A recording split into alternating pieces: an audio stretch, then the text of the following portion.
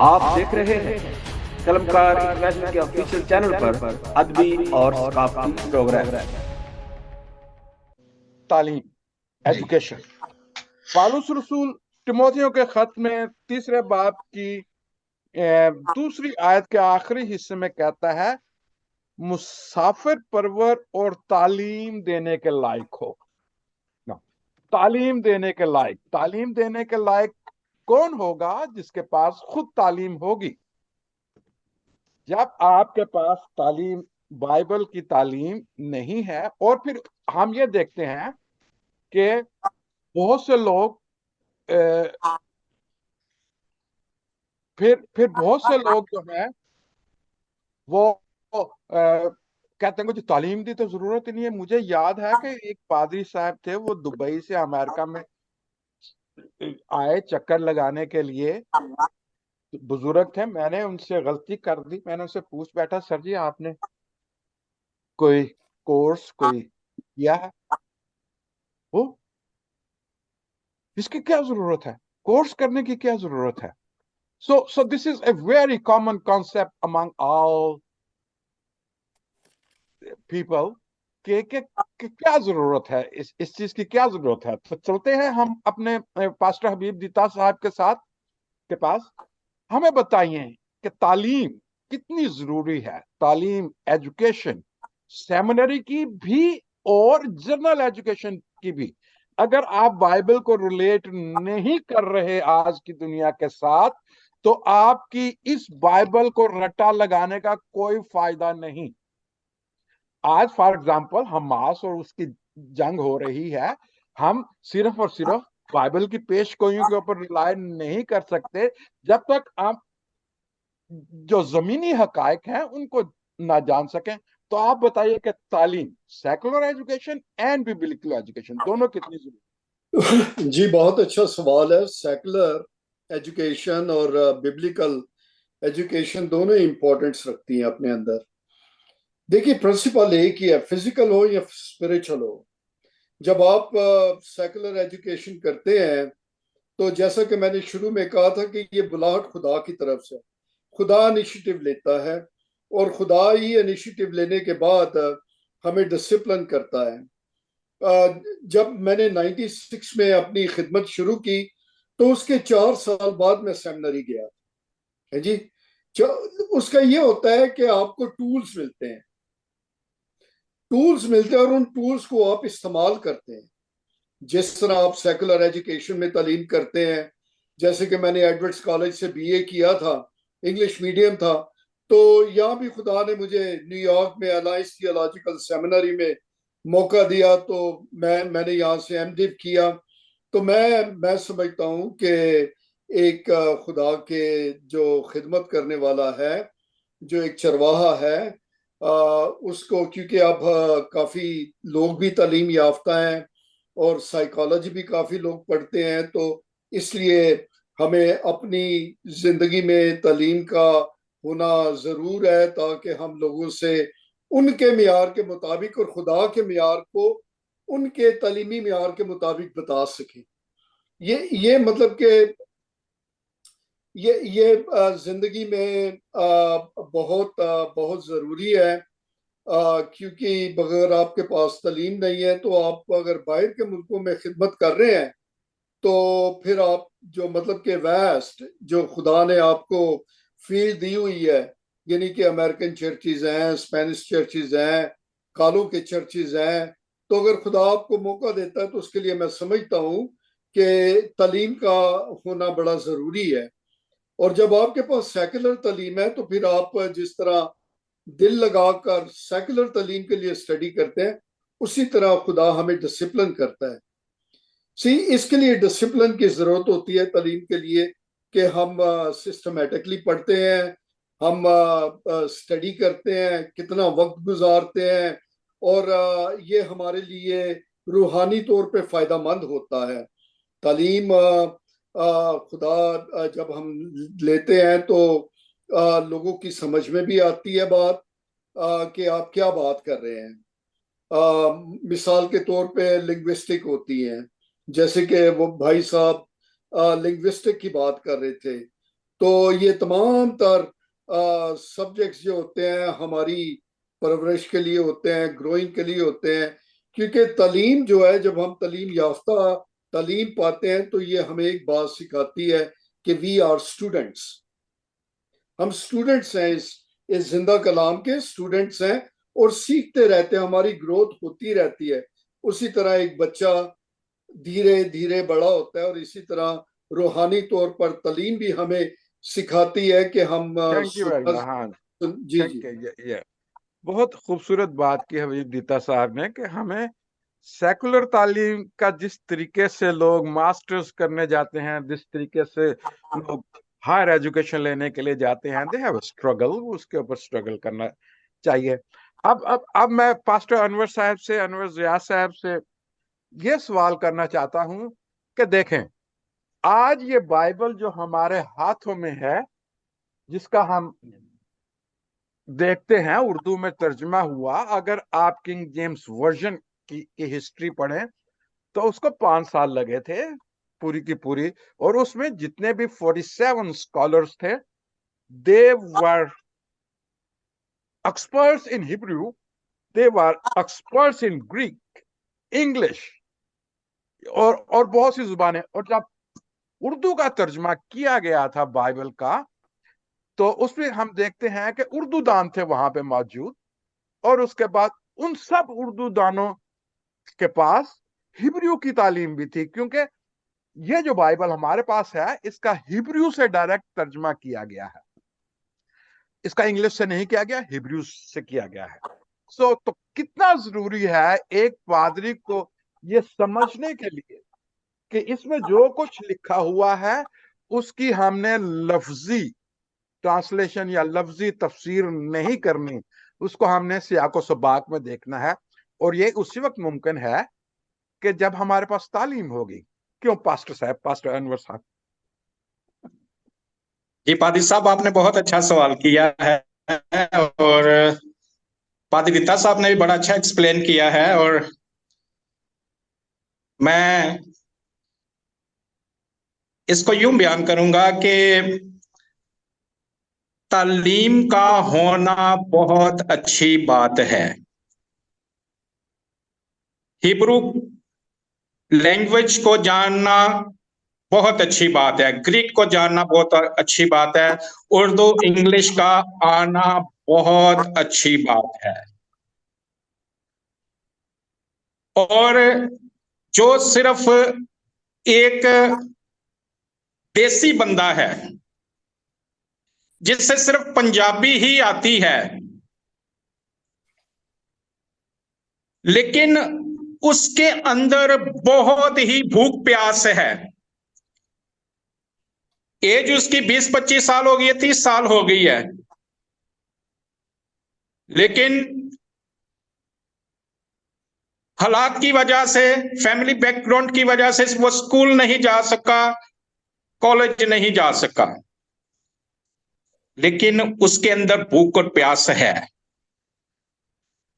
कि वो खुदा का काम करे।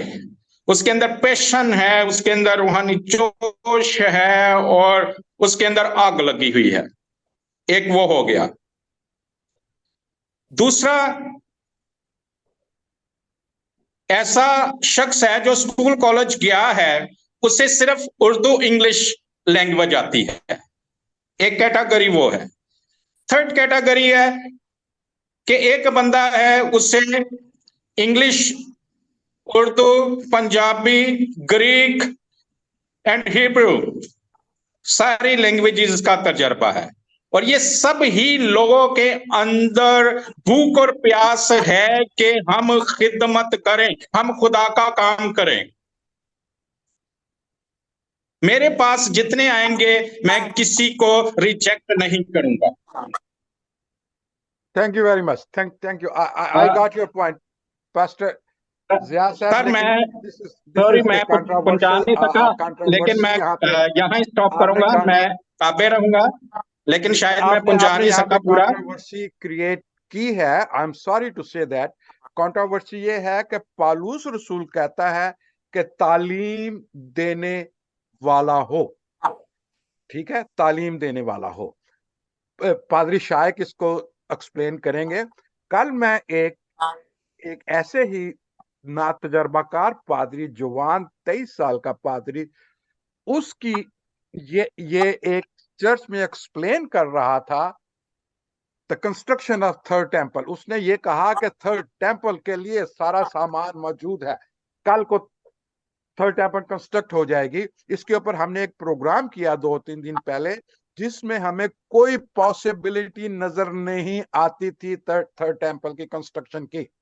That is a Holocaust. अगर थर्ड टेम्पल की कंस्ट्रक्शन वो करेंगे तो वो तबाही के धाने के ऊपर खड़े हो जाएंगे। सो उस जेंटलमैन ने कोशिश ये की कि हिजकियल की किताब से, मुकाशवा की किताब से ये बताने की कोशिश की कि आखिरी जमाने में थर्ड टेम्पल कंस्ट्रक्ट होगी। उस बेचारे नौजवान में तड़प तो थी, उसमें बुलाहट तो थी, बट उसमें तालीम नहीं थी, क्योंकि वो जमाने और टाइम, आखिर जमाने और आखिर वक्त की डिस्टिंक्शन नहीं कर सका, और फिर उसने अपने सामने बैठने वालों को मिसगाइड कर दिया। ये इस सिचुएशन में ये होता है कि आज मेरे 5000 सॉरी, बात ये है, सॉरी मैं एक बात करना चाहूंगा। बात ये है कि उनका उस्ताद कैसा है। उस्ताद है ही नहीं सर, यीशु के पास अनपढ़ भी आए, उस्ताद है ही अनपढ़ भी नहीं। ट्रेन हुए। यीशु यस, के अनपढ़ पास ट्रेन हुए, हम मिसालें हैं, लेकिन उन्होंने पालूस रसूल की तरह गमलीएल के कदमों में बैठ के तालीम हासिल की।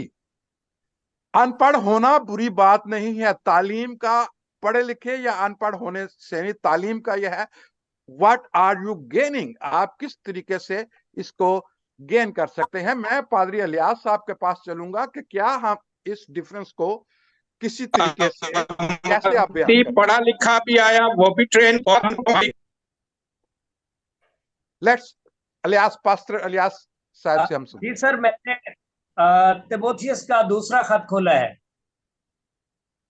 और इसके पहले बाब को जब हम पढ़ते हैं, आयत नंबर 7 में, दूसरा तिमोथियस पहला बाब और इसकी आयत नंबर 7 में लिखा है, क्योंकि खुदा ने हमें दहशत की नहीं, रूह नहीं, बल्कि कुदरत और मोहब्बत और तरबियत की रूह दी है। तो ये यहां से मैं तीसरी बात करूंगा, तरबियत, तालीम और तरबियत बहुत जरूरी है। और कई बार जो लोग खुदा के खादम, उनको हम ले तो लेते हैं, याद रखें जरूरी नहीं कि हर बंदा पास्टर बने, वो गवाह भी हो सकता है, वो डीकन भी हो सकता है, वो चर्च मैनेजमेंट में किसी जगह पर, जहां पर तो जो पासबान की पहचान रखने वाला जो पासबान है, वो से जगह पर फिट करेगा कि ये बंदा कहां पर होना चाहिए। ठीक है, तो यहाँ पर तरबियत की बात है। और फिर इसमें जब आगे हम चलते हैं, पौलुस रसूल बताते हैं दूसरे बाब में, ए मेरे फरजंद, तू उस फजल से जो मसीह यीशु में है मजबूत बन, जो बातें तूने बहुत से गवाहों के सामने मुझसे सुनी। तो एक अच्छा खादम जो है वो अच्छा शागिर्द होना चाहिए, अच्छा लिसनर होना चाहिए। तो ये वो बंदा है जिसने बुजुर्ग से, खादम से बातें सुनी है, कलाम सुना है। उनको ऐसे दयानतदार आदमियों को सुपुर्द कर जो औरों को भी सिखाने के काबिल हों। तो यहाँ पर बात यह कि नंबर 1, वो खुद सीखे हुए हों, और फिर दयानतदार हों, और दयानतदारी से उस कलाम को दूसरों के जो है वो सुपुर्द कर सकें। और फिर कलाम में हमें दूसरे बाब के अंदर ये भी बात मिलती है, इसकी 15वीं आयत में, और अपने आप को खुदा के सामने मकबूल और ऐसे काम करने वाले की तरह पेश करने की कोशिश कर जिसको शर्मिंदा ना होना पड़े। तो कई बार जो बगैर सीखे हुए खादम, और कई तो किसी की रहनुमाई में भी नहीं चलते और किसी की रिफाकत में भी नहीं रहते, और वो फिर ऐसी बातें करते हैं जिनका वो फिर जवाब भी नहीं दे पाते और खुद ही फंस जाते। तो यहाँ पर लिखा है शर्मिंदा ना होना पड़े, और जो हक के कलाम को दुरुस्ती से काम में लाता हो। तो बहुत सारी जो बिदअतें कलीसिया के अंदर, हेरेसीज, कल्ट्स पैदा होती हैं, उसकी एक ये भी रीजन है कि जो खादम, यहाँ पर ये बात जो भाई साहब ने की है, मैं उसकी तायद करता हूँ कि हमें किसी को रिजेक्ट नहीं करना, लेकिन उसके मुकाम पे कि वो बंदा कहाँ के लिए फिट है। कई बार देखा लोग आगे आ जाते हैं और फिर वो बहुत सारी बिदतों को जो है वो जन्म देते हैं। लेकिन तीमुथियुस के खत के अंदर हमें बार बार जो है ये बात मिलती है कि ऐसे लोग आगे आए जो खुदा के कलाम को दुरुस्ती से जो है बयान कर सकें और सीखने वाले लोग हों। और तरबियत का फिर हमें मिलता है 3 बाब की आयत नंबर 16 में, हर एक सहीफा जो खुदा के इल्हाम से है तालीम और इल्जाम और इस्लाह और रास्तबाजी में तरबियत करने के लिए फायदा मंद भी है। तो जो खादम है वो खुदा के कलाम से भरे हुए हों, खुदा के कलाम को समझते हों और दूसरों की तरबियत कर सकें। तो मैं समझता हूँ कि हर वही बंदा बेहतर तरबियत कर सकता है जो खुद तरबियत याफ्ता है, थैंक यू और वेरी मच, जिसने थैंक यू, बहुत खूबसूरत बात किया। वो फिर खराबी का बायस बनेगा। या मैं यहाँ पे, चूंकि डॉक्टर रेवरेंड बशीर साहब इज आउट, मैं पास्टर हबीब दीता साहब से कहूंगा कि इस टॉपिक को, ये जो टॉपिक है एजुकेशन ट्रेनिंग, फॉर्मल और इनफॉर्मल ट्रेनिंग, इसको जरा वाइंड अप करें आप हमारी इस गुफ्तगू को। जी देखिए, फॉर्मल ट्रेनिंग जो है, जो हम लेते हैं, सेमिनरी में लेते हैं, जाते हैं, पढ़ते हैं, और उसके बाद आप मिसाल के तौर पर आप इंटर्न हैं, ठीक है जी, आपके कोई मेंटोर हैं, और वो मेंटोर जो है आपको काटते हैं, बताते हैं कि भाई ये बात ठीक नहीं है, ये बात ठीक है। जिस तरह के भाई साहब ने बताया अभी कि तरबियत जो है वो बड़ी जरूरी है, तालीम के साथ चलना और तालीम को पाना जो है ये हमारे रूह के लिए फायदा मंद है, ये हमारी अपनी रूह के लिए फायदा मंद है, क्योंकि इससे एक तो हम अपनी जिंदगी में डिसिप्लिन सीखते हैं, और खुदा जो है वो हमें डिसिप्लिन जब सिखाता है तो हमें मुश्किल हालात में से लेके गुजरता है, ताकि जो खुदा की मर्जी हमारी जिंदगी के मुताबिक है हम उसको जान सकें। क्योंकि ये एक सफर है जो हम तय करते हैं धीरे धीरे। खुदा के जितना हम कलाम में टाइम गुजारते हैं, दुआ में टाइम गुजारते हैं, हम खुदा को बेहतर तौर पे जानना शुरू करते हैं, और वो जो तालीम हमने पाई होती है वो हमारे लिए आइंदा जिंदगी में फायदेमंद होती है। Thank you very much, thank you जी, बहुत खूबसूरत गुफ्तगू हुई इसके ऊपर। आल्दो इसके ऊपर बहुत से लोगों के फर्क ख्यालात हैं, फर्क लोग जो है इसके ऊपर गुफ्तगू करते हैं। चले हम अब अगले टॉपिक की तरफ आते हैं जो कि हमें दिया गया था, वो था जिम्मेदारी। जिम्मेदारी क्या है? एक दफा फिर मैं दोबारा तिमोथी, फर्स्ट तिमोथी उसका 3 बाब में मैं चलता हूं, जहां पे पौलुस रसूल ये कहते हैं, जब कोई अपने घर का ही बंदोबस्त करना नहीं जानता तो खुदा की कलीसिया की खबरगिरी क्यों करेगा। पौलुस रसूल यहाँ पे एक मिसाल दी कि चर्च इज ए फैमिली, और फैमिली में डिसिप्लिन है, हर एक की जिम्मेदारी है, बाप ने ये करना है, माँ ने ये करना है, बच्चों ने ये करना है। No, let's talk about the responsibility. मैं फिर दोबारा शुरू करूंगा पास्टर अनवर जिया साहब से कि क्या जिम्मेदारी होती हैं हमारी चर्च में, एक पादरी की, एक रहनुमा की, एक डीकन की, एक रेक्टर की, एक प्रीचर की, एक मिनिस्टर की, और एक क्लर्क की। पारिद साहब, पहले मैं दरख्वास्त करूंगा, मुझे इसका टाइम कितना है मेरे पास वो 5 बता मिनट दीजिएगा, क्योंकि मैंने, हाँ जी, क्योंकि पहले मैंने अभी बात की ही थी शुरू, तो वो बात नहीं, खत्म फिर है, वो अपनी उसमें बात नहीं एक्सप्लेन कर पाया। हाँ, सॉरी फॉर दैट, हाँ, आप मुझे टाइम का, इसलिए कि हाँ, आप टाइम का पता 5 से होगा ना, 7 तो मैं चले, उतनी ही बात करूँ। 5 से 7 मिनट है, मैं ये टाइम खोल भी लेता हूँ यहाँ से। अच्छा, इज क्योंकि वो 10-7? फिर हमें टाइम का ख्याल रखना है ना, तो फिर हम हाँ, उतनी ही बात को एक्सपेंड बिल्कुल करेंगे। या तो सॉरी फॉर दैट, शायद इसलिए मैंने कि हमारे पास पहले बात को ज्यादा एक्सपेंड कर दिया था। हाँ, चलें, your hmm, time starts now. Okay. पहले तो पादरी है, यानी चरवाहा है, रसूल है, उस्ताद है, नबी है, मुबशर है, डीकन है, कोई भी है, उससे अपनी खिदमत को पहचानना है या कि उसकी कॉलिंग किस एरिया में है। हम्म खादम के लिए जरूरी है कि वो अपने ऑफिस में रहे। उस्ताद की खिदमत है, वो उस्ताद की खिदमत करे। चरवाहा है, चरवाहे की खिदमत करे, वो अपनी खिदमत को पहचाने। मुबशर है, रसूल है, नबी है, वो अपनी खिदमत को पहचाने। फिर जो आपने कलाम मुकद्दस में बहुत अच्छा हवाला दिया कि जो घर जिम्मेदारी का है। बंदोबस्त नहीं कर सकता, वो कलीसिया का बंदोबस्त कैसे कर सकता है। और उसके साथ और भी कुछ बातें तीमुथियुस के खत में बयान की गई हैं एक खादम के लिए, वो सब बहुत अच्छी है। लेकिन मैं इससे आगे बात करूंगा। जिस ऑफिस में जो खादम काम कर रहा है, उसे बुलाया गया है और उसने तरबियत पाई है, वो उस ऑफिस में कलीसिया की, ईमानदारों की और खादमों की नीड को पूरा करे। अगर चरवाहा है तो वो उसे अपनी भेड़ों का पता हो, भेड़ों के लेवल का पता हो, भेड़ों की कमजोरी का पता हो। अगर उस्ताद है तो वो देखे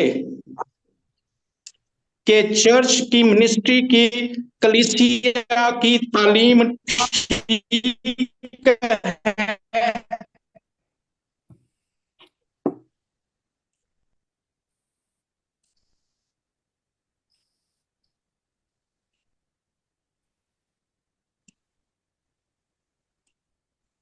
आवाज आ रही है अनवर जिया साहब की? मुझे तो नहीं आ रही। जी नहीं, आवाज नहीं आ रही। अलिया साहब आवाज आ रही है? नहीं नहीं सर, नहीं आ रहे। हेलो,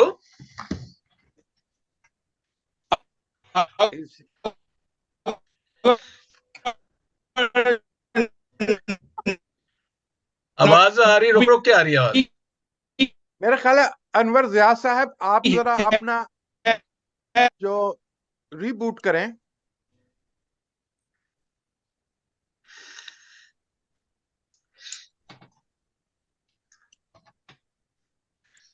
चले अनवर कैमरों जिया साहब साहब, से। मैं अगर आपकी इजाजत हो तो कुछ अर्ज करना चाहता हूँ। जी जी बताएं सर।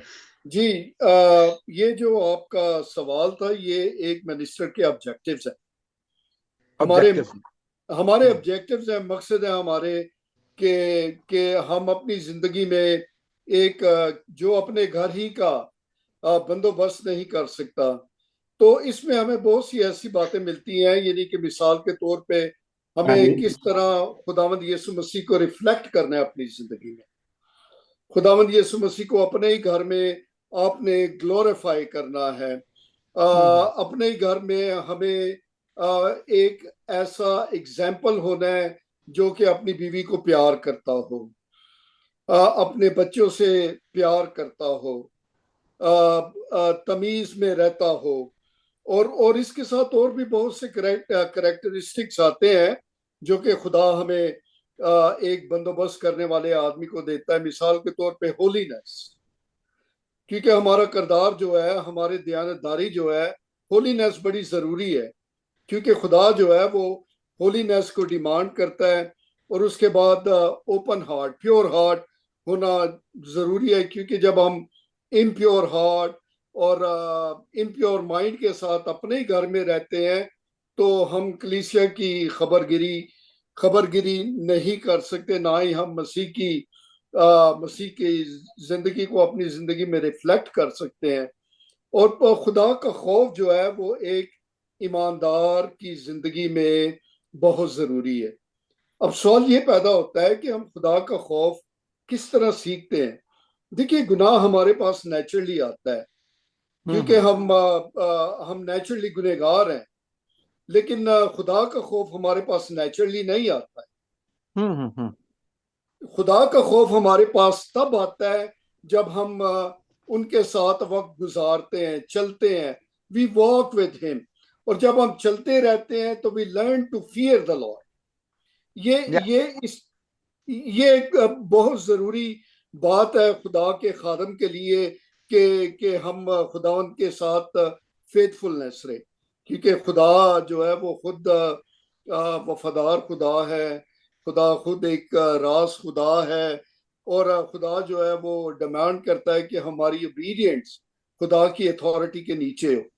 और क्योंकि खुदा ने जब Sorry, continue. 1 minute. I give you 1 more minute. Okay, thank you sir. वो फ्लो हो रहा था ना, थॉट फ्लो हो रहा था, तो मैंने सोचा कि चलो क्योंकि जिया साहब की आवाज कट हो रही थी तो मैं वक्त को बर्बाद नहीं करना चाह रहा था, इसलिए मैंने इंटरफेयर किया।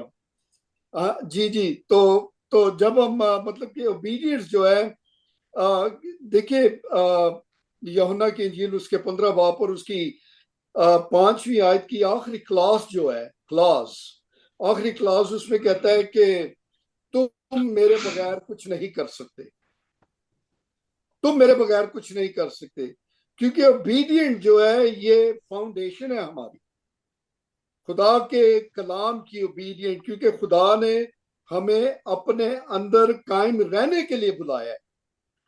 We can not leave that calling there, क्योंकि इनिशिएटिव खुदा के हैं, इनिशिएटिव खुदा लेता है और फिर उसके बाद हमारी जिंदगी को शेप करता है। ये एकदम में नहीं हो जाता है, क्योंकि मुझे 28 साल हो गए हैं खिदमत करते हुए। मैं जवान आदमी था जब मैं खिदमत में आया हूँ। I was hardly 32 year old जब मैंने नई पैदाइश हासिल की है। खुदा ने मुझे एक नया इंसान बनाया है। तो ये मेरी जिंदगी का प्रोसेस रहा है जो मैं आपके साथ शेयर कर रहा हूँ कि हम क्यों कर मसीह को जलाल अपनी जिंदगी में देते हैं, क्यों कर मसीह हमारी जिंदगी में रिफ्लेक्ट होता है। सबसे बड़ी बात तो हमारे अपने एक्शंस होते हैं, सबसे बड़ी बात तो हमारे अपने एक्शंस होते हैं। जैसे वो शूनमाइट औरत जो थी, शनूमी औरत, इलाइशा को जब देखती है तो कहती है ये आदमी मुझे खुदा का बंदा लगता है। हमें वो शोर बूढ़ा है, जवान औरत है, लेकिन उसको देखती है, शी रिकग्नाइज। लोग सुनते जरूर हैं, लेकिन खुदा के लोग जो हैं हमारे एक्शंस के ऊपर ज्यादा करते हैं कि क्या जो ये कह रहा है इसके किरदार भी उसी के मुताबिक है। This is what I wanted to say. जिया साहब के पास टाइम मेरे ख्याल है 2 मिनट अभी हैं आगे। If you want to talk something about that, आप अपना बयान अगर वाइंड अप करना चाहते हैं। हाँ जी, मैं जरूर बात करना चाहूंगा। हाँ जी, खादम के लिए जरूरी है कि वो किसी भी ऑफिस में काम कर रहा है, किसी भी पोजीशन पे जो उसको खिदमत बख्शी गई है, उसके लिए जरूरी है कि वो खुदा के साथ कितना वक्त गुजारता है। अब कितना खुदा के साथ वो शख्सी टाइम गुजारता है, और क्या वो खुदा से रहनुमाई लेकर कलीसिया को, ईमानदारों को पहुंचा रहा है। क्योंकि हम अपने खुदा में यीशु मसीह से बात सीखते हैं। वो कहते हैं कि बेटा खुद से कुछ नहीं कहता है, जो बाप बेटे को कहता है बेटा वैसे ही उसको आगे बयान कर देता है, बेटा वैसे ही तुमसे कहता है। तो बेटा बाप के साथ वक्त गुजारता था, वो सारी सारी रात बाप के साथ गुजारता था, बाप उसकी रहनुमाई करता था, और फिर बाप से वो रहनुमाई लेकर वो सारा दिन खिदमत करता था।